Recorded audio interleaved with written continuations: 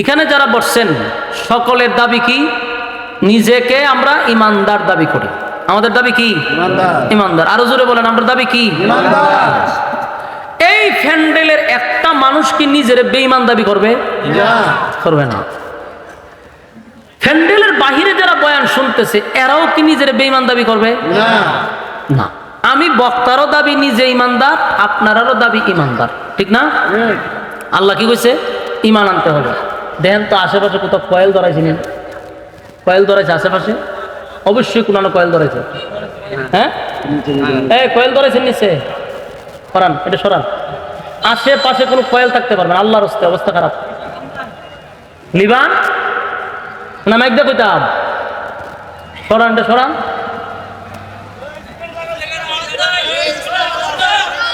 বসেন।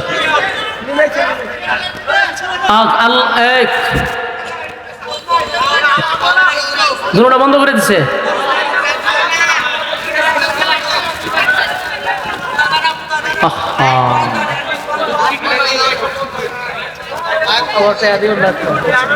ভাই সাউন্ড দেন, সাউন্ড দেন, সাউন্ড দেন। প্যান্ডেলের সাউন্ড দেন, বক্সে সাউন্ড দেন। প্যান্ডেলটা অন্তত কে চালু রাখেন।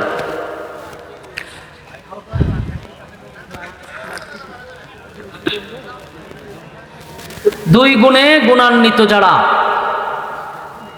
সাউন্ড হয়েছে? বক্সে আসছে সাউন্ড? ঠিক আছে। আল্লাহ বলেন দুই গুণে গুণান্বিত যারা আমি তাদেরকে সর্বোচ্চ ভিআইপি জান্নাতটা দিব। সুবহানাল্লাহ। আমরা যে শুনছি আমাদের কাছে খুব সহজ লাগতেছে। সহজটা কি? যে এত সহজ ইমান আর আমল, তা আমার কাছে তো ইমান আছে আর নেক আমল তো আমরা করি, তাহলে তো জান্নাতুল ফেরদৌস পাইয়া লইছি। সহজ না? আচ্ছা, এখন আমি আপনাদের প্রশ্ন করি, উত্তর দিয়েন। আপনারা এই মুরাদনগরে এমন বেনামাজি আসেনি যে ঈদের নামাজও পড়ে না? আছে? এরকম একটা বেনামাজিরা আপনি জিজ্ঞাসা করেন যে ভাই তুই তো আন্তর্জাতিক মানের একটা বেনামাজি, ঈদের নামাজও পড়স না, তোর ইমান আসেনি? দেখবেন এ বুক তাফা দিয়া কইব আমার ইমান আছে। বাস্তব না বাস্তব? ও নামাজ না পড়লে কি দিছে আমার ইমান ঠিকই আছে। আমার কথা কি বাস্তব না বাস্তব? আমি একবার এক মাজারও গেছিলাম।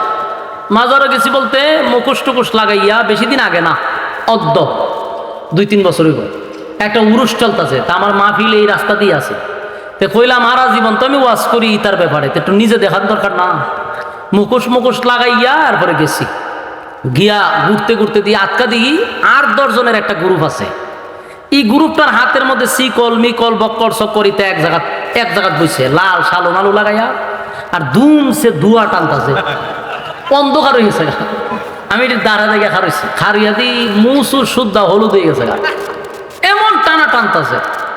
একটার কাছে গিয়েছে, গেলাম কিতা টানেন, চোখ লাল করে দিয়েছে। মানে প্রশ্নটা তো করছি, এটা খুব বিরক্ত হয়েছে।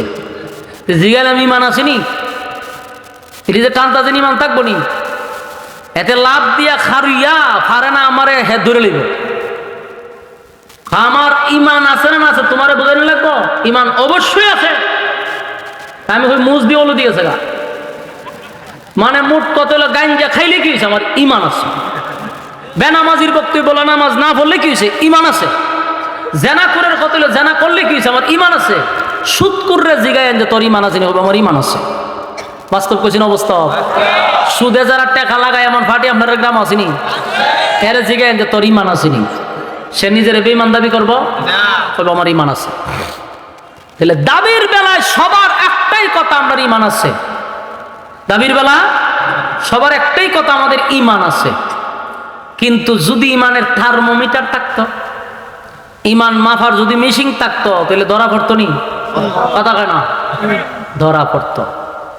জ্বর মাফার একটা মেশিন আছে, এটার নাম হলো থার্মোমিটার। জ্বর দেখা যায় না, ছোঁয়া যায় না, কিন্তু বগলের নিচে কতক্ষণ রেখা ঠান্ডা বাইর করলো 160। হ্যাঁ, এটার নাম হলো থার্মোমিটার। আল্লাহ যদি খালি ইমান মাফার মেশিনটা ফাটাইতো, তাইলে বক্তা আমি আইসি ওয়াজ করার লেগে, তখন বলে হুজুর ওয়াজ করবেন পরে, আগে বগলের নিচে একটু আলগি দেন। তো দিলাম হইলে আলগি, ঢুকাই দিল হইলে থার্মোমিটার। কতক্ষণ পরে হয়তো হুজুর ইমান তো জিরো, আপনি কি ওয়াজ করবেন না ইমান বেজ্জতি হয়ে যাইবেন? বক্তায় দৌড় রূপে থাকতো, ঠিক নেই? ফিরসা বাইছে ওয়াজ করতো, মুরিদ বাড়াইতো, হয়তো জোর মুরিদান বাড়াইবেন পরে আগে আপনার ইমানটা টুমাই পালো, বগলের নিচে ডালগি দেন, ইমান ওই ফিরসাবের বগলের নিচে ও ঢুকাই দিত। কি ঢুকাইতো? থার্মোমিটার বাইরে করে দেখতো, ইমাম ফিরের ইমান জিরো। নেতায় এসে বুট চাইতো, হাত তুইলা লাড়া দিতেছে, অমুক ভাইয়ের চরিত্র ফুলের চেয়েও পবিত্র, ঠিক না? কত ফার্ম দেয়, ফুলের চেয়েও পবিত্র। ফুলের শরীরে দাগ আছে কিন্তু নেতার শরীরে কোনো দাগ নাই। তখন নেতায় হাত তুলতে তুলতে আটকা দেখতেন একজন আইনা থার্মোমিটার আমি ঢুকাই দিচ্ছে, ঢুকাইয়া হয়তো স্যার একটু কষ্ট করে হারু থাকেন 2 মিনিট, 2 মিনিট পরে থার্মোমিটার বাইর করে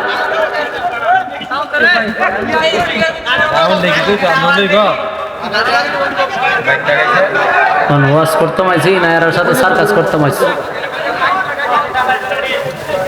বাইরে আল্লাহ রস্তে সাউন্ডটা ঠিক করেন, সাউন্ডটা ঠিক করেন।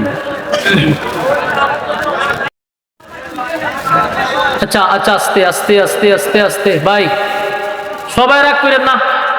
আমি রাগ করছি বেটার লগে, এমনি বেশি হয়ে গেছে গা, আর সেতিন না বল, সেতলে কোনো কাম হইতো না।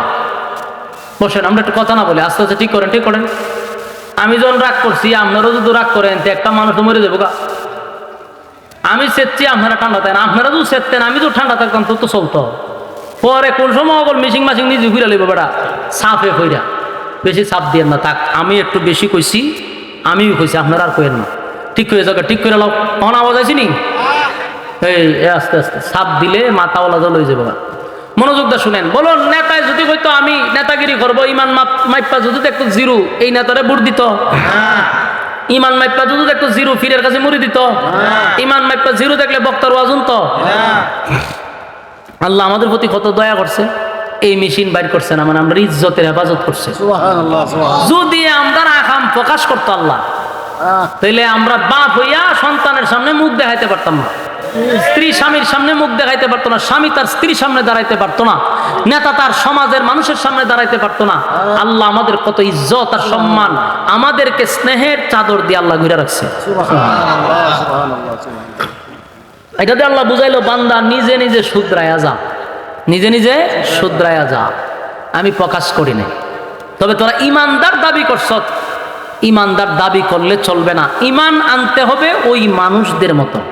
ওই মানুষ কারা? আল্লাহ কোরআনে বলেন, আমিনু কামা আমানান নাস, আমিনু কামা আমানান নাস, ওই মানুষদের মতো ঈমান আনো যারা ঈমান আনছে, ঈমানের পরীক্ষা দিছে। এই আমিনু কামা আমানান নাসের ব্যাখ্যা হতে পারে সাহাবায়ে কেরাম। সাহাবায়ে কেরামদেরকে রব্বে কারীম বুঝাইছেন আমিনু কামা আমানান নাস, কারণ তারা ঈমানের পরীক্ষা দিয়া উত্তীর্ণ হয়েছে, দুনিয়ায় থাকতেই জান্নাতের সার্টিফিকেট পাইছে। সুবহানাল্লাহ। আমার যুবক ভাইরা, শুধু নিজের ঈমানদার দাবি করি, শুধু ঈমানদার দাবি করি, নিজের ঈমানদার দাবি করলেই হবে না। আমার মালিক কিন্তু দুনিয়ায় থার্মোমিটার না পাঠাইলেও মালিকের কাছে থার্মোমিটার আছে না নাই? আল্লাহ বলেন, আমিনু কামা আমানান নাস, আমিনু কামা আমানান নাস, ওই মানুষদের মতো ঈমান আনো যারা ঈমানের পরীক্ষা দিছে। সাহাবায়ে কেরাম ঈমানের পরীক্ষায় উত্তীর্ণ হয়েছে, এমনকি আমার আল্লাহ তাদের প্রতি এমন খুশি হয়েছে রে, দুনিয়ায় থাকতেই তাদেরকে ঘোষণা দিয়েছে, তুমি জান্নাতি, তুমি জান্নাতি, তুমি জান্নাতি। সুবহানাল্লাহ। আমিনু কামা আমানান নাস এর ব্যাখ্যা আব্দুল্লাহ বিন তামের হতে পারে। আমিনু কামা আমানান নাস এর ব্যাখ্যা ফেরাউনের বউ আসিয়া হতে পারে। আমিনু কামা আমানান নাস ফেরাউনের ঘরের দাসীও হতে পারে, কারণ সবাই ঈমানের পরীক্ষায় উত্তীর্ণ। আমরা নিজেরা নিজেরা ঈমানদার দাবি করি গো, ঈমানদার দাবি করি, কিন্তু আল্লাহ বলেন যারা ঈমানদার তাদের উপরে পরীক্ষা হবে। বলুন কি হবে? এই যুবক ভাইরা, ঈমানের পরীক্ষা আসবে, ঈমানের পরীক্ষা আসবে, এতে কোনো সন্দেহ নাই। আমাদের উপরে মুসিবত আসে না, কারণ বুঝতে হবে আমরা ক্লাসের ছাত্র না। আমার কথার মর্ম কি বুঝছেন? বুঝেন নাই, আবারও বলছি, পরীক্ষা কাদের হয়? যারা ক্লাসের ছাত্র। কথা হয় না? যে ক্লাসের ছাত্র তার পরীক্ষা নেয়। আমরা যে নিজেরা ইমানদার দাবি করি, আল্লাহর আদালতে আমরা সেই ক্লাসের ছাত্রই না, এই জন্য আমাদের পরীক্ষা আসে না। ইমানদারের উপরে যুগের পর যুগ পরীক্ষা আসছে এবং ইমানের পরীক্ষায় তারা ফার্স্ট ডিভিশনে পাস করছে। আর আমাদের উপরে কেন পরীক্ষা আসবে? আমরা তো ক্লাসের ছাত্রই না। কারণ 5 টাকার রং চার কাছে আমাদের ইমান বিক্রি হয়। এক কাপ চা খাওয়াইলে ইমান কিনা যায়? এই জাতিরে কি সাবুক দিয়া বাইরানির দরকার আছে? আগুন দিয়া পুরানোর দরকার আছে? বুকে পাথর রাখার দরকার আছে? না না, 5 টাকার রং চার কাছে যার ইমান বিক্রি হয় তারে পরীক্ষা নেওয়ার দরকার নাই, সে তো ক্লাসের ছাত্রই না। আমার যুবক ভাইরা, যারা পরীক্ষায় পাস করবে, কানাত লাহুম জান্নাতুল ফিরদাউসি নুজুলা, তাদের জন্য জান্নাতুল ফিরদাউস। তাই পরীক্ষা নিবে রে, পরীক্ষা দিতে হবে, ইমানের পরীক্ষা, ইমানের পরীক্ষা। আমার যুবক ভাইরা, আমিনু কামা আমানান নাস, ওই মানুষদের মতো ঈমান আনো যারা ঈমানের পরীক্ষা দিছে। সাহাবায়ে কেরামদের বুকের উপরে পাথর রাখছে, জিহ্বার মধ্যে পেরাক মারছে আল্লাহ আল্লাহ বলার অপরাধে। কেন আল্লাহ আল্লাহ বলল? এই জন্য তাদের জিহ্বা টান দিয়া পেরাক মারছে, কিন্তু একটা মুহূর্তের জন্য মালিকের নাম ডাকা বন্ধ করে নাই। কত সাহাবীদেরকে গাছের সঙ্গে বেঁধে মার সামনে সন্তানকে উলঙ্গ করে মারছে, সন্তানের সামনে মারে, লজ্জাস্থানে বর্ষা মারছে, এরপরও ঈমান দেয় নাই, জীবন দিয়া দিছে, ঈমান দেয় নাই, ঈমান দেয় নাই। এই জন্য আল্লাহ বলেন আমিনু কামা আমানান নাস, ওই মানুষদের মতো ঈমান আনো। ওই মানুষ কারারে? তারাই তো সাহাবায়ে কেরাম। আমার যুবক ভাইরা, সাহাবীদের ঈমান, এই জন্য বেশি বেশি বেশি করে সাহাবায়ে কেরামদের জীবনী পড়বেন, তাহলে ঈমানি জজবা বাড়বে, ঈমান শক্তিশালী হবে। সাহাবায়ে কেরাম জীবন দিয়া দিছে, সব দিতে প্রস্তুত, কিন্তু ঈমান দিতে প্রস্তুত না। রোম রাজ্য তৎকালীন সময় ভারত মহাদেশের চেয়ে বড় ছিল। ভারত একটা মহাদেশ যত বড়, রোম রাজ্যটা ঠিক অত বড় ছিল। রোমের বাদশাহ, তার সবচেয়ে বেশি পাওয়ার ছিল। আমেরিকার যেমন পাওয়ার, তৎকালীন সময়ে রোম বাদশাহ যিনি, তার সৈন্যবাহিনী বেশি, তার অস্ত্র বেশি, তার আয়তন বেশি, তাই তার পাওয়ার বেশি। রোম বাদশাহ চিন্তা করল, মুসলমানরা যেদিকে যায় সেদিকেই শুধু বিজয় বিজয় বিজয়। সুবহানাল্লাহ। মুসলমানরা যেদিকে যায় সেদিকে শুধু ইসলামের বিজয়ের পতাকা, বিজয়ের পতাকা উঠতেছে। ঘটনা কি? তাদের অস্ত্র কম, তাদের বাহিনী কম, অস্ত্র কম, বাহিনী কম। অস্ত্র কম, বাহিনী কম থাকার পরেও তারা যেদিকে যায় ওই দেশেই বিজয়ের পতাকা টাঙায়া দেয়। আশ্চর্য হয়ে গেছে রোমের বাদশাহ, কোনোভাবেই মুসলমানদের সঙ্গে পারা যায় না রে। ঘটনা কি? ওই রোমের বাদশাহ চিন্তা করে, গবেষণা করে যেটা পাইল এটা হলো, মুসলমানরা অস্ত্রের বলে যুদ্ধ করে না গো, মুসলমানরা অস্ত্রের বলে যুদ্ধ করে না, বাহিনীর বলে যুদ্ধ করে না। তাহলে কিসের মাধ্যমে যুদ্ধ করে? মুসলমানরা যে যুদ্ধ করে এটা হলো ঈমানের শক্তিতে। সুবহানাল্লাহ। বদরের যুদ্ধের ইতিহাস আপনারা জানেন। আবু জাহেল কিন্তু অস্ত্র সহ প্রশিক্ষণ প্রাপ্ত সেনাবাহিনী, লোহার পোশাক পরিধান করে 1000 বাহিনী 313 জন সাহাবীর সঙ্গে মোকাবেলা করে কুচি কাটা করছে। সাহাবায়ে কেরাম কুচি কাটা করছে, আল্লাহ তাআলা 313 জনকে বিজয় দিছে। এদের অস্ত্রের কোনো শক্তি ছিল না, শরীরের কোনো শক্তি ছিল না। কারণ বদরের ইতিহাস পড়ছি রে, বদরের যুদ্ধে যারা অংশগ্রহণ করছে তাদের শরীরে কাপড় ছিল না, যুদ্ধের পোশাক ছিল না, অস্ত্র ছিল না, পেটে খাবার ছিল না। খেজুরের ডাল লইয়া নামছে, শরীরে কাপড় নাই, পেটে খাবার নাই, এরপরে যুদ্ধে লাইন আল্লাহ বিজয় দিছে। যেদিকে যায় নবীর আমলে ও নবী 27টা যুদ্ধে অংশগ্রহণ করছে আল্লাহ নবী নিজে। যেদিকে পাঠাইছে সে দেশটাকেই বিজয় করছে। এরপরে আসলো আবু বকরের শাসন আমল। আবু বকরের শাসন আমলেও বহু দেশ বিজয় করছে। আবু বকর দুনিয়ার থেকে বিদায় হয়ে গেল। খলিফাতুল মুসলিমিন হযরত উমর যখন খেলাফতে আসলো, তখন যেদিকে যায় সেদিকে খালি মুসলমানদের বিজয়, মুসলমানদের বিজয়, মুসলমানদের বিজয়। রোমের বাদশা চিন্তা করে দেখলো অস্ত্র তো বেশি নাই, বাহিনীও বেশি নাই, কিন্তু এত বিজয় কিভাবে আনে রে। গবেষণা বাইর করলো যে মুসলমানদের একটা পাওয়ার আছে, এটা অ্যাটেন বোমার চেয়েও বেশি, এটার নাম হলো ঈমান। ঈমানের পাওয়ার। তাই রোমের বাদশা তার বাহিনীদেরকে ঘোষণা দিল, মুসলমানদের সঙ্গে তোমরা যুদ্ধ করবা, আমার কাছে একটা দলকে তোমরা জীবিত আমার কাছে নিয়ে আসবা, আমি মুসলমানদের ঈমানি পরীক্ষা করব। রোমের বাদশা সবচেয়ে সুপার পাওয়ার, তৎকালীন সময়ের সবচেয়ে পাওয়ারফুল বাদশা হলো রোমের বাদশা। বলল মুসলমানদের ঈমানি পরীক্ষা করব। যুদ্ধ শুরু হয়ে গেল। হযরত ওমর রাদিয়াল্লাহু তাআলা গণি পাঠাইলেন। মুসলমানের একটা গ্রুপ ওই রোমের বাদশার বাহিনীর কাছে আটকা পড়ে গেছে। বাহিনীরা মুসলমানদেরকে গ্রেফতার করে জীবিত অবস্থায় বাদশার সামনে দাঁড় করাইল। বাদশা বলল সবগুলারে লকাবের ভিতরে ঢুকাও, আগামীকালকে কথা বলবো। সবগুলারে লকাবে ঢুকাইল। পরের দিন বাদশা একটা চেয়ারে বসা অনুমতি দিল, মুসলমানদের যে গ্রুপটা তোমরা বন্দি করে রাখছো সবগুলারে আমার সামনে নিয়ে আসো।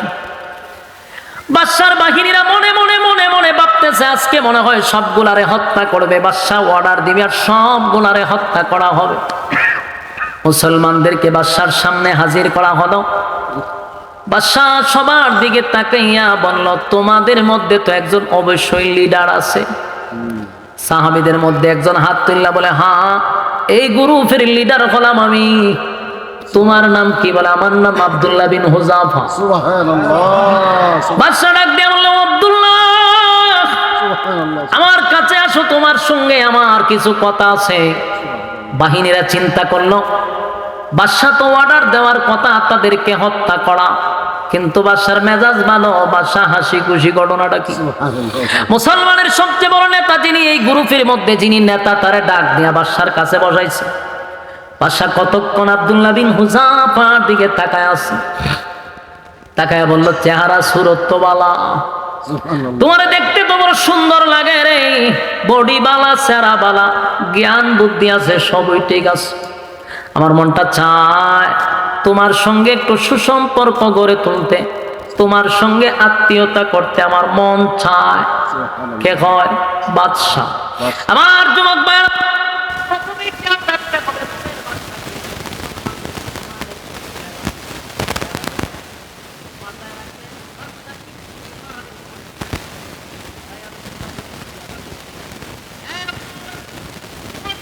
সুন্দর, বডি ভালো, সব ভালো, সব ভালো, তোমার সঙ্গে একটা সুসম্পর্ক তৈরি করতে মন চায় রে, কিন্তু মাঝখানে একটা বাধা আছে।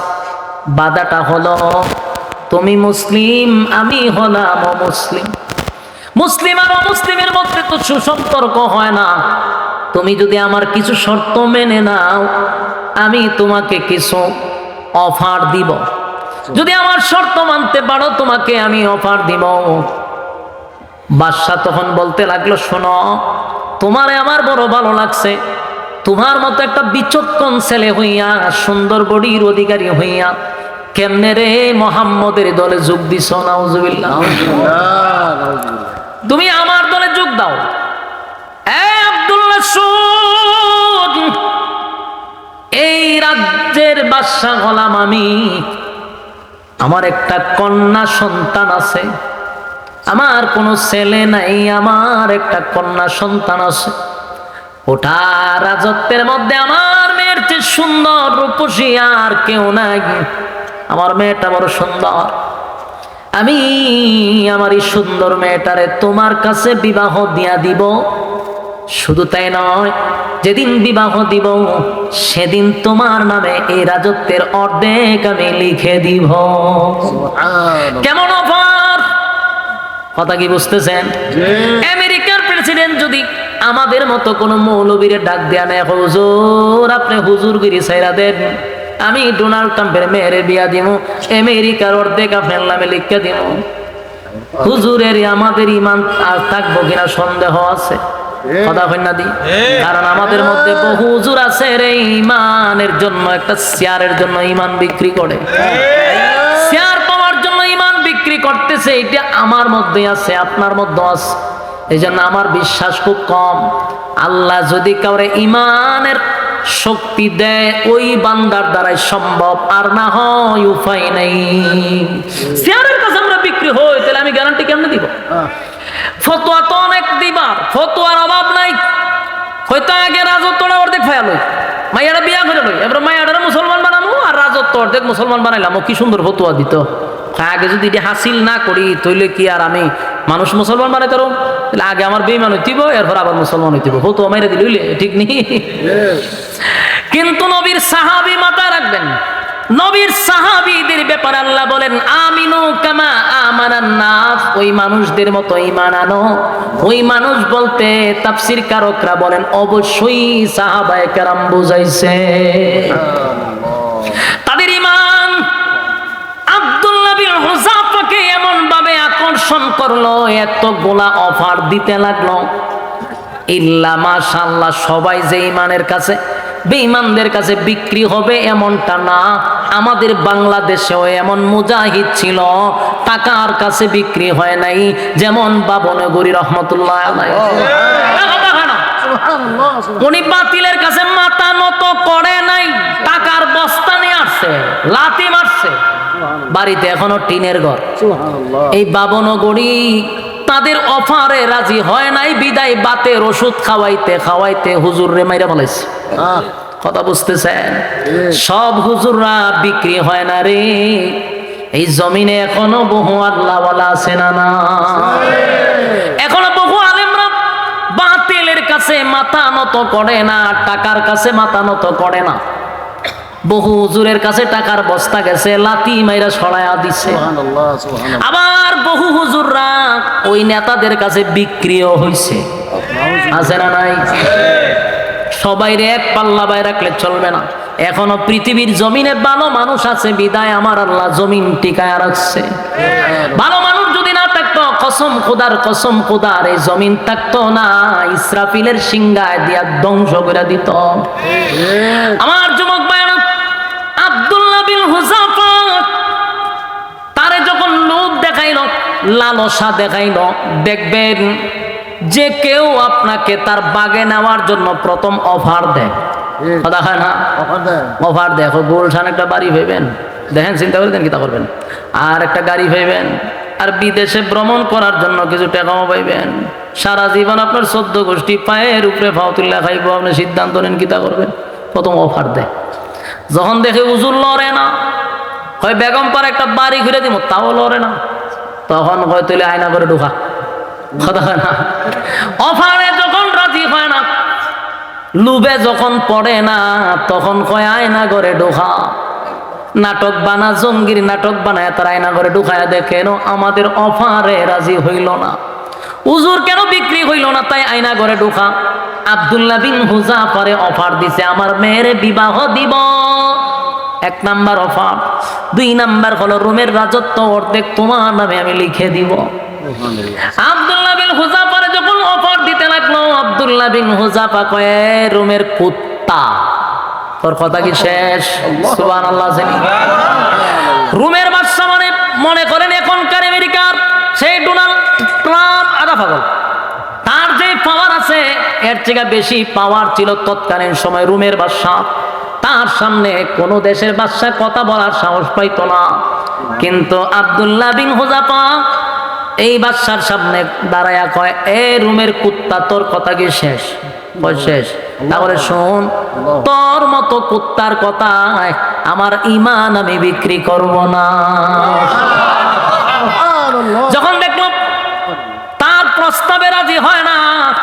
তখনই বাদশা কয় তার আয়না ঘরে ঢোকা। আয়না ঘরে ঢোকায়া দেখ খানা দিবি না, পানি দিবি না।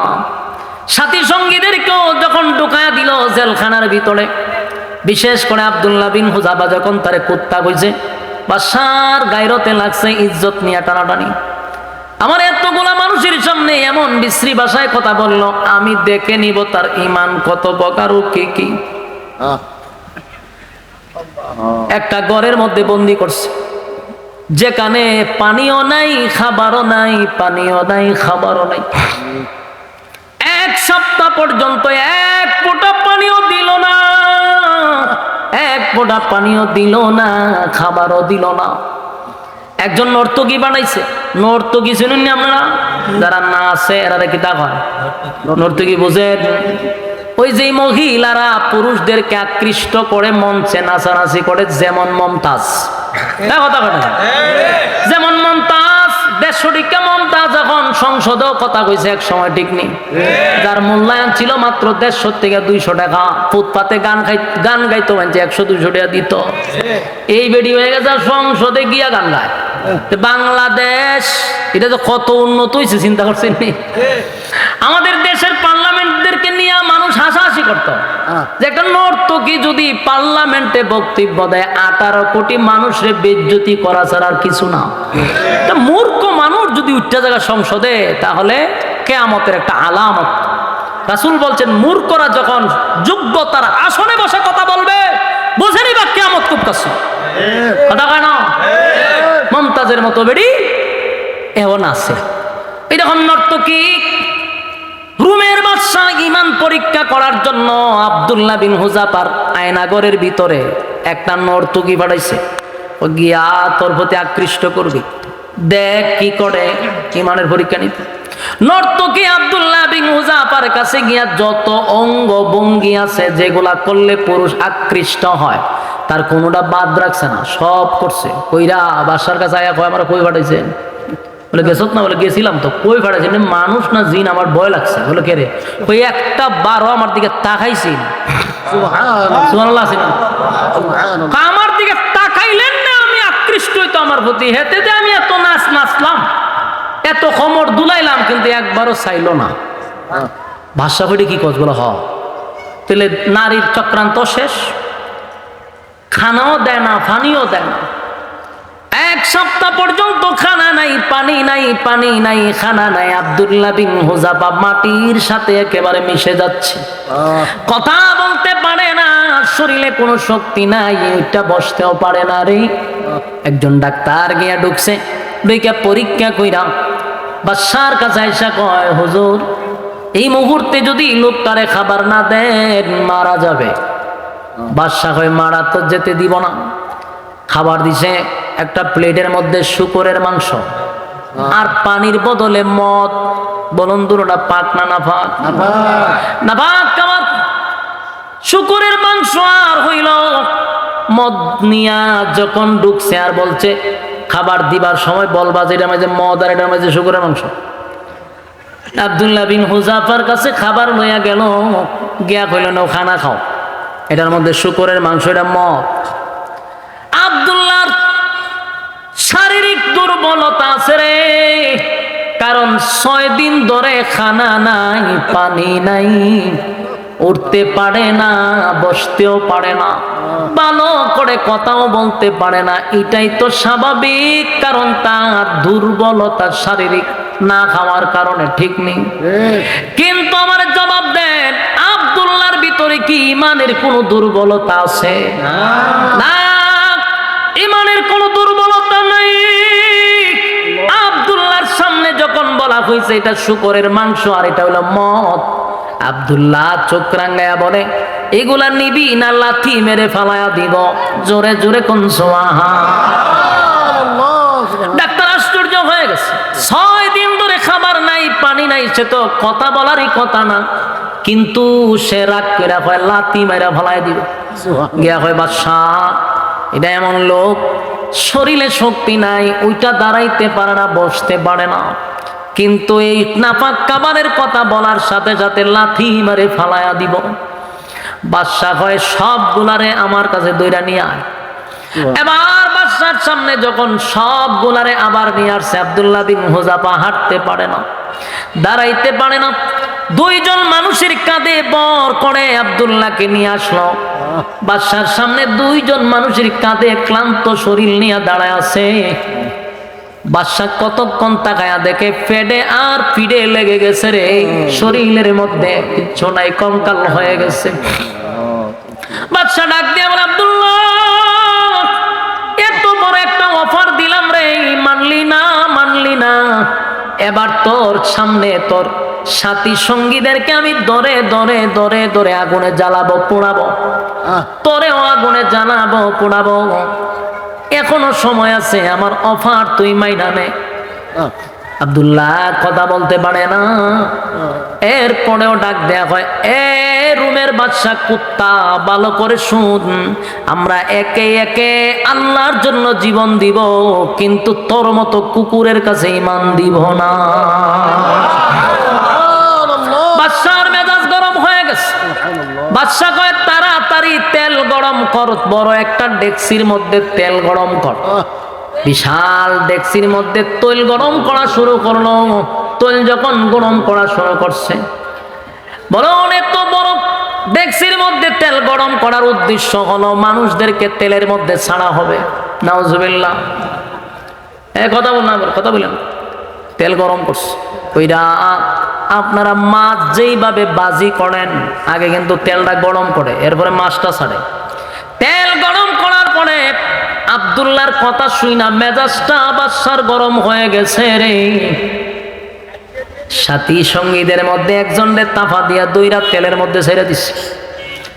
এই মুরাদনগরের বাইরা ওয়াজকালি শুনতেছেন, একটু দিলের ভিতরে নিয়ে একটু 1 মিনিটের জন্য কল্পনা করেন তো, এমন তেল গরম করা যদি আপনি দেখেন আর আপনার সাথীদের মধ্যে একজনের তেলে ছেড়ে দেয়, আমরা ঈমান থাকবো?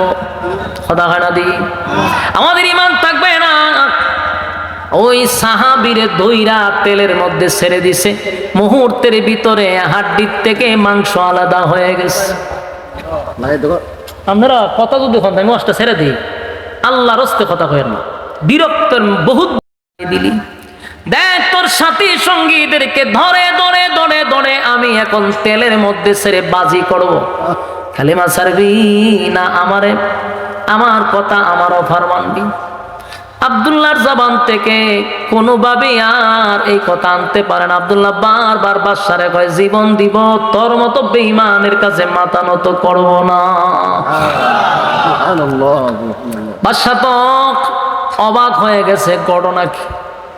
এত কিছু করলাম কিন্তু ঈমান থেকে পিছপা করতে পারলাম না। এবার বাদশার রাগ উঠে গেছে, মাইরিলাম। বাদশা করলো কি, আব্দুল্লাহরে অর্ডার দিল, এই আমার বাহিনীর আব্দুল্লাহরে ধর। আব্দুল্লাহ বিন হুযাফারে ধরে হাতে পায়ে বেঁধে বলল, তারে তেলে ছেড়া দে। আব্দুল্লাহরে ধরে তেলের মাঝখানে নিয়ে গেল, তেলে ছেড়ে দিবে এমন সময় আব্দুল্লাহর চোখ দিয়া পানি পড়ে। আব্দুল্লাহ কান্দে। রুমের বাদশা ডাক দিয়া কয়, শব্দ, তারে তেলে ফালাইবি না, আমার কিছু কথা আছে। বাদশা একটা দৌড় মাইরা আব্দুল্লাহর কাছে গিয়া কয়, আব্দুল্লাহ রে, আমি জানি মৃত্যুর ভয় সবার ভিতরে আছে, তুমি আমার কথাটা মাইনা লাইলি তো হইতো, কেন কাপুরুষের মতো তুমি কান্দ মরণের ভয়ে? আব্দুল্লাহ, আমি না তোমারে বললাম আমার মেয়ে বিবাহ দিব, রাজত্বের অর্ধেক দিব, এখন কাপুরুষের মতো মরণের ভয়ে তুমি চোখ দিয়া পানি ছাড়ো, এখনো সময় আছে। আব্দুল্লাহ বাদশার দিকে তাকাইয়া বলেন, এই রুমের কুত্তা, আবারও বলছি, আমি মরণের ভয়ে কান্দি না, মরণের ভয়ে কান্দি না।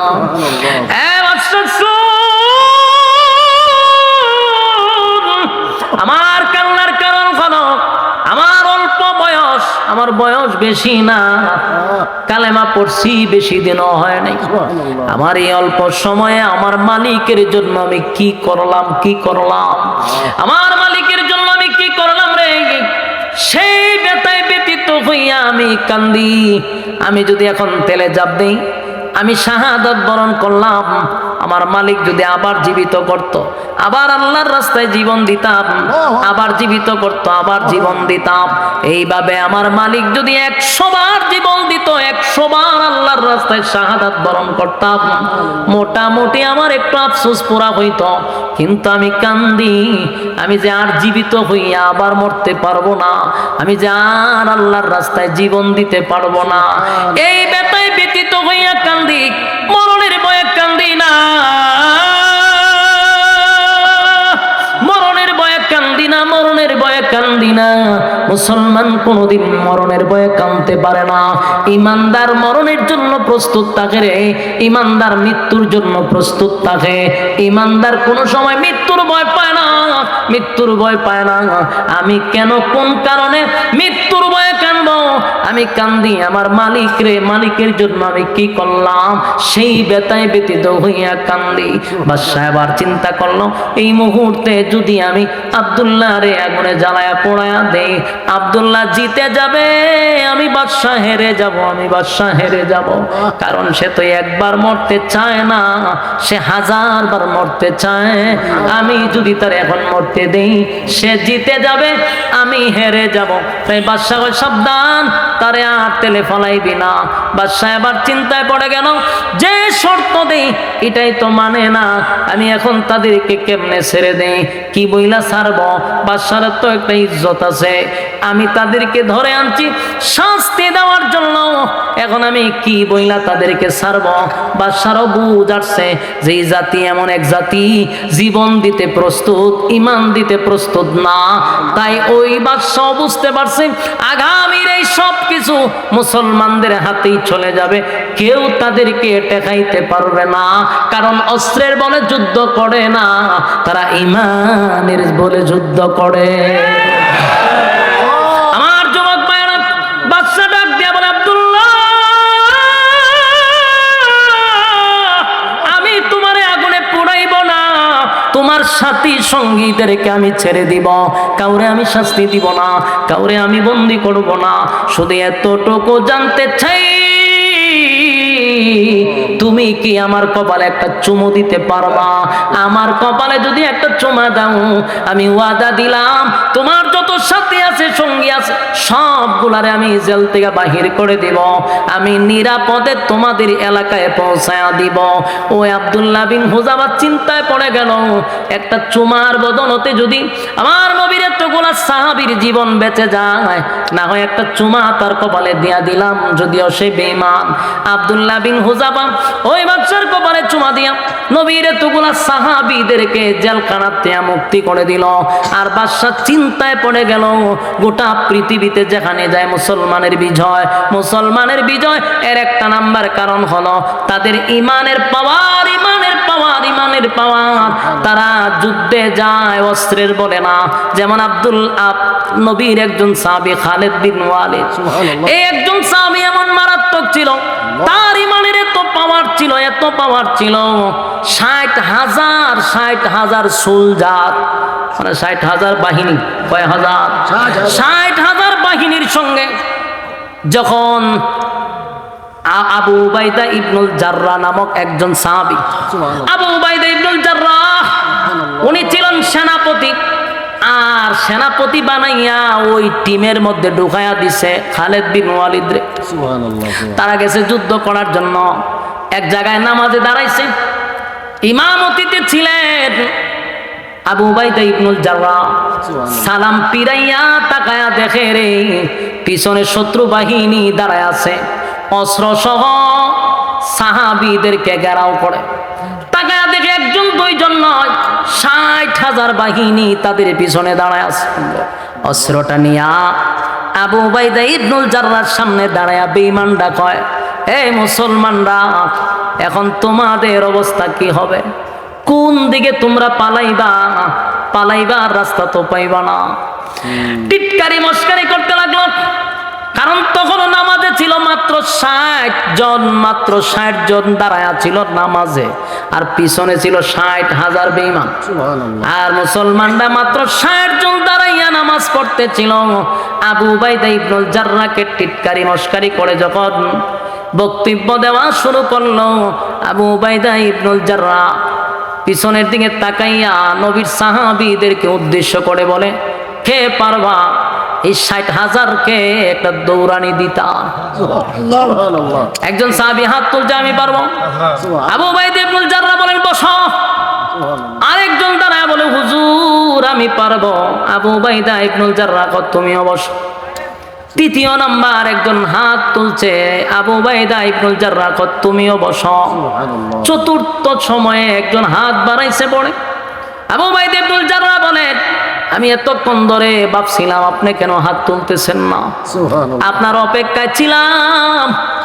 যিনি চতুর্থ নম্বরে হাত তুলছেন উনি খালিদ বিন ওয়ালিদ। সুবহানাল্লাহ। আবু উবাইদা ইবনুল জাররাহ বলেন, আপনি কি 60,000-এর দৌড়ানি দিতে পারবেন? বলে, অবশ্যই আমি 60,000-এর দৌড়াবো।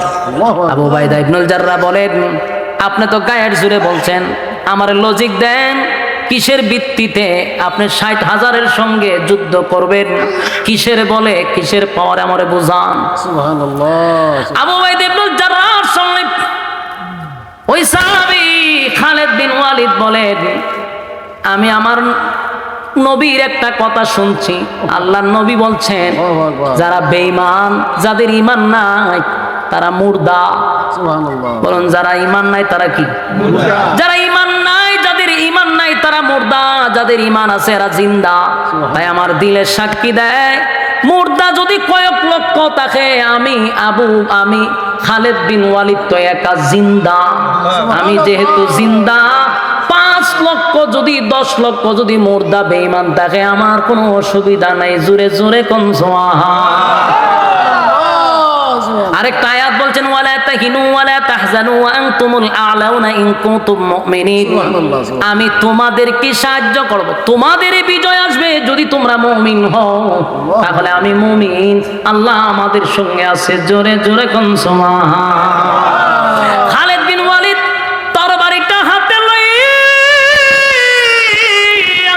আল্লাহু আকবারের ধ্বনি দিয়া 60,000 সোলজারের ভিতরে উনি একা তরবারি নিয়ে দৌড় মারছে।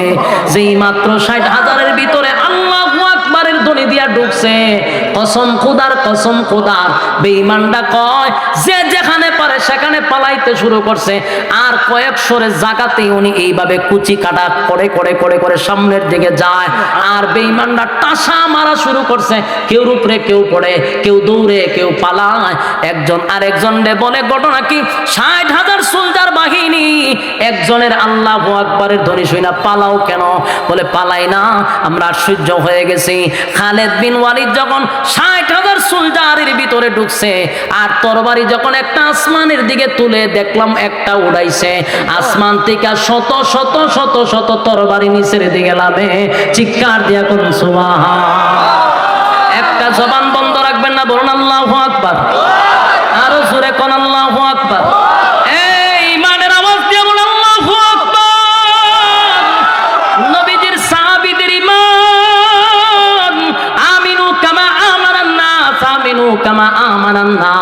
এর অর্থ হলো সাহাবায়ে কেরামদের মতো ঈমান আনো।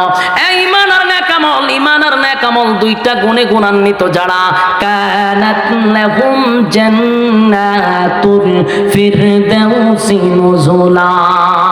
এক নাম্বার হলো ঈমান, দুই নাম্বার হলো নেকামল। এক নাম্বার ঈমান, দুই নাম্বার হলো নেকামল। ওয়া আমিলুস সালিহাত, তোমরা নেকামল করো, নেকামল করো। নেকামল কোনটা রে?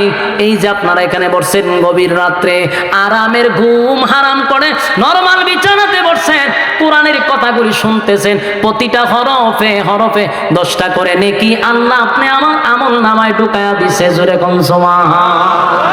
আমার জমাত বায়ান, নেকামল নেকামল নেকামল নেকামল নেকামল, ঈমান আর নেকামল দুইটা গুণে গুণান্বিত হইয়া যদি যারা পরিমাণ ঈমান লইয়াও যদি কেউ কবরে যায় রে, আল্লাহ ওয়াদা দেয়, বান্দা ওয়াদা দিলাম, যারা পরিমাণ ঈমান লইয়া যদি কবরে আসো, গুনার কারণে জাহান্নামের আগুনে আল্লাহ জ্বলাবে, পোড়াবে, কিন্তু একটা সময় বান্দারে দুইরা জান্নাতে ঢোকাবে ওই যারা পরিমাণ ঈমান থাকার কারণে। আর যদি ঈমান না থাকে গো, উপায় নাই, উপায় নাই, কোনোদিন জান্নাতের ঘ্রাণ পাবে না, কোনোদিন জান্নাতের ঘ্রাণ পাওয়া যাবে না। আমার যুবক ভাইরা, তাই 1 নাম্বার হলো ঈমান, ঈমান, ঈমান। 2 নাম্বার নেকামল। 2 كانت لهم جنات الفردوس نزلا। আমি আল্লাহ তাআলা ওয়াদা দিলাম জান্নাতের ভিতরে বান্দা তোদেরকে মেহমান বানাবো, আমি মেজবান হব। এরপর আল্লাহ বলেন খালিদিনা ফিহা লা ইয়াবগুনা আনহা হিওয়ালা। আল্লাহ বলেন জান্নাতীরা জান্নাতের ভিতরে ঢোকার পরে আর কোনো আফসোস থাকবে না, আর কোনো আফসোস থাকবে না, আর মনের মধ্যে কোনো কষ্ট থাকবে না। যত আশা আকাঙ্ক্ষা, যত আফসোস জান্নাতের ভিতরে যাওয়ার পরে পড়া হবে। জেনে রাখবেন দুনিয়াতে কোনো মানুষের আফসোস পড়া হয় না, কোনো মানুষের আফসোস পড়া হয় না। গোটা পৃথিবীটাও যদি কাউরে দেওয়া হয় কোনোদিন আফসোস পড়া হবে না, কিন্তু জান্নাতে ঢুকার পরে বান্দা বান্দি আর কোনো আফসোস থাকবে না। আমার মালিক প্রত্যেকটা বান্দা বান্দির জীবনের তরে আফসোস মিটায়া দিবে। 1 নাম্বার হলো মানুষ জান্নাতে যাবে তার মরণ নেই।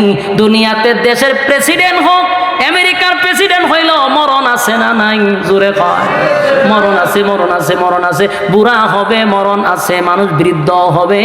আর জান্নাতের ভিতরে 1 নাম্বার পুরস্কার হলো আর কোনদিন মরবেন না। এই নিয়ামত কারা কারা চান? 2টা হাত তুলে দেখায়। লিল্লাহে তাকবীর, লিল্লাহে তাকবীর। কয় গুণে গুণান্বিত? 2 গুণে গুণান্বিত হইলে পরে আল্লাহ জান্নাতুল ফেরদাউস দিবে। সবাই খুশি না বেজা? সবাই কি জান্নাত হইতে চান? বিসমিল্লাহ খান। ফকড়ার দোকান সবাই ফকড়ার দোকান। সবচেয়ে বড় নোটটা বের করে মাদ্রাসা ছাত্র বেরো। কেউ খালি হাতে যাবেন না। জয় মাদ্রাসা ছাত্র গো বেরো না কা, কেউ খালি হাতে যাবেন না। আপনারা দুয়ার আগে যতটুক পারেন দিয়া শরিক থাকবেন। দুয়ার মধ্যে কিছু দিয়া শরিক হইলে দোয়া কবুল হয়। মেহেরবানি করে কিছু দিয়া শরিক হন। আরে বইয়ের হইছে সব বিজা মিজা, সব সালাক সতর একটা না, সব বিজা। এদের বইয়ের হইছে, বই আমার ভাই আসে। হুজুর যদি সালাক না হয় তাহলে হুজুর লইয়া চলা তো বড় কঠিন। জলদি করো।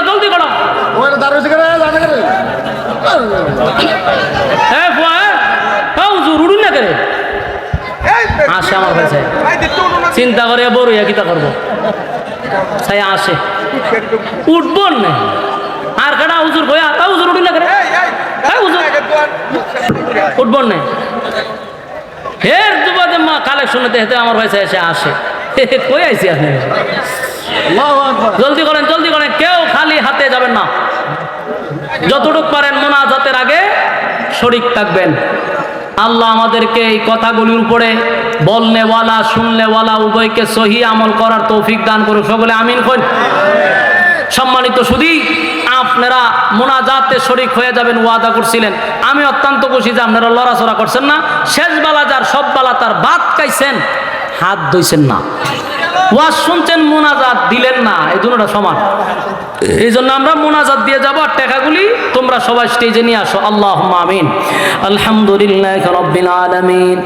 আসসালাতু ওয়াসসালামু আলাইকা, আসসালাতু ওয়াসসালামু আলাইকা ইয়া রাসূলুল্লাহ, আসসালাতু ওয়াসসালামু আলাইকা ইয়া হাবিবাল্লাহ, আসসালাতু ওয়াসসালামু আলাইকা ইয়া রাহমাতাল লিল আলামিন। রব্বুল আলামিন, আল্লাহ গভীর রাত হয়ে গেছে, একটু কুদরতি নজর দিয়া তাকান। কত সাদা সাদা দাড়িওয়ালা মুরব্বীরা হাত বাড়াইছে। আল্লাহ কত হাজি সাহেবরা আমার সঙ্গে হাতটা বাড়াইছে। আল্লাহ কত হাফিজুল কোরআন আমার সঙ্গে হাত বাড়াইছে। আল্লাহ কত আলেম উলামারা, জাতির শ্রেষ্ঠ সন্তান হাত বাড়াইছে। পর্দার আড়ালে মা বোনেরা হাত বাড়াইছে। আমি গুনাহগার, নাগান্দা, নাফরমান, নালায়েক, অযোগ্য। আল্লাহ মুসাফির হালতে হাত বাড়াইছে। মুসাফির হালতে হাত বাড়াইলাম। মেহেরবানি করে যা বললাম, যা শুনলাম, নবীজির জুতার ধুলার বরকতে আমাদের দোয়ারে কবুল করেন। আল্লাহ আমাদের পক্ষ থেকে লাখো কোটি দুরুদ এবং সালাম সোনার মদিনায় পৌঁছায় দেন। দেন। আমরার আব্বা আম্মা দাদা দাদি নানা নানি শ্বশুর শাশুড়ি আত্মীয় স্বজন যারা কবরে গেছে তাদের কবরে পৌঁছায়া দেন। আল্লাহ আমরা যারা হাত বাড়াইছি আমাদের মধ্যে অনেকের মা নাই, বাবা নাই, দাদা নাই, দাদি নাই, মহব্বতের মানুষ অন্ধকার কবরে চলে গেছে। আল্লাহ আমাদের গুনার কারণে তাদের কবরে আযাব দিয়েন না। আল্লাহ আমরা যারা হাত বাড়াইছি আমাদের মধ্যে অনেক মানুষ অসুস্থ, আপনি শিফা দান করেন। কেউ পেরেশানির মধ্যে আছে, পেরেশানি দূর করেন। আল্লাহ আমরা যারা হাত বাড়াইছি বাকি জিন্দেগি আমাদেরকে যতদিন বাঁচায় রাখবেন, ইহদিনাস সিরাতাল মুস্তাকিম, সঠিক সরল রাস্তার উপরে চলার তৌফিক দেন। আমরা যেমনে চললে আপনি মালিক খুশি ওইভাবে চলার তৌফিক দেন। আল্লাহ শয়তানের ওয়াসওয়াসা থেকে হেফাজত করেন, মানুষ শয়তান থেকে হেফাজত করেন, জিন শয়তান থেকে হেফাজত করেন। আল্লাহ আমরা যারা হাত বাড়াইলাম মেহেরবানি করে গো আমাদের মধ্যে যাদের সমস্যায় জর্জরিত, কেউ দোয়া চাইছে আল্লাহ অসুস্থ, পূর্ণ শিফা দান করেন। আল্লাহ কেউ অভাবে আছে অভাব দূর করে দেন, কেউ পেরেশানির মধ্যে আছে পেরেশানি দূর করে দেন। যে যেই সমস্যায় জর্জরিত আল্লাহ উদ্ধার করে দেন। আল্লাহ আমরা যারা অবস্থা আছি কেউ অসুস্থ আমাদেরকে পূর্ণ শিফায়ে কামেলা আজেলা দান করেন। বিশেষ করে এই মাদ্রাসার ছাত্র শিক্ষকদেরকে কবুল করেন। মাদ্রাসা এলাকাবাসীর জন্য নাজাতের ফয়সালা করে দেন। এই মাদ্রাসা এলাকার জন্য আপনি একটা দ্বীনি মার্কাজ হিসাবে কবুল করেন। এই মাদ্রাসায় যারা টাকা দিয়া পয়সা দিয়া বুদ্ধি দিয়া শ্রম দিয়া রান্না বান্না করেছে, যেমনে পারছে মাহফিলটার জন্য রাত দিন অক্লান্ত পরিশ্রম করছে, আল্লাহ প্রত্যেকের ব্যবসা বাণিজ্য খামাই রোজগার আপনি বরকত বাড়ায়া দেন। আল্লাহ প্রত্যেকের ফ্যামিলির মধ্যে বাচ্চা কাচ্চাগুলারে দিনদার বানায়া দেন, আমাদের বিবি বাচ্চাগুলারে নেককার বানায়া দেন। আল্লাহ আমার সামনে পিছনে ডাইনে বামে যতগুলা গুরুস্থান আছে এই এলাকার প্রত্যেকটা মুর্দা গানের কবরে সব পৌঁছায়া দেন। আল্লাহ শেষ দরখাস্ত, এই প্যান্ডেলের ভিতরে প্যান্ডেলের বাহিরে আমার সঙ্গে যারা হাত বাড়াইছে আল্লাহ একজনও খালিয়াতে ফিরায় দিয়েন না। বড় আশা লইয়া ভিক্ষুকের মতো দুইটা হাত বাড়াইছে। মাবুদ গো গভীর রাত নজুলের রহমতের সময়, দোয়া কবুলের সময় আল্লাহ আলেমদেরকে লই গভীর রাতে ভিক্ষুকের হাত বাড়াইছি। আল্লাহ আপনার বন্দারা ওরা আশা কইরা হাত বাড়াইছে, কেউ রে আপনি খালি হাতে ফিরায় দিয়েন না। জিন্দেগির গুনাহ মাফ করে বাড়ির দিকে পৌঁছায়া দেন। যা বললাম যা শুনলাম নবীজির জুতার দোলার বরকতে কবুল করেন। আল্লাহ বিশেষ করে আখিরি দরখাস্ত, আজকে বিশ্বের মুসলমানদেরকে আপনি হেফাজত করেন। আল্লাহ গাজার মুসলমানদেরকে আপনি হেফাজত করেন। আল্লাহ ফিলিস্তিনের মা বোনদেরকে হেফাজত করেন। বিশেষ করে সুদানের মুসলমানদেরকে হেফাজত করেন। উইগরের মুসলমানদেরকে হেফাজত করেন। আল্লাহ বিশ্বের যেখানেই মুসলমান লাঞ্ছিত আপনার কুদরতি সাহায্য দান করেন। আল্লাহ লাল চামড়া কুত্তাগুলিদেরকে আপনি ধ্বংস করে দেন। সুবহান রাব্বিকা রাব্বিল ইজ্জাতি আম্মা ইয়াসিফুন ওয়া সালামুন আলাল মুরসালিন ওয়ালহামদুলিল্লাহি রাব্বিল আলামিন। আসসালামু আলাইকুম।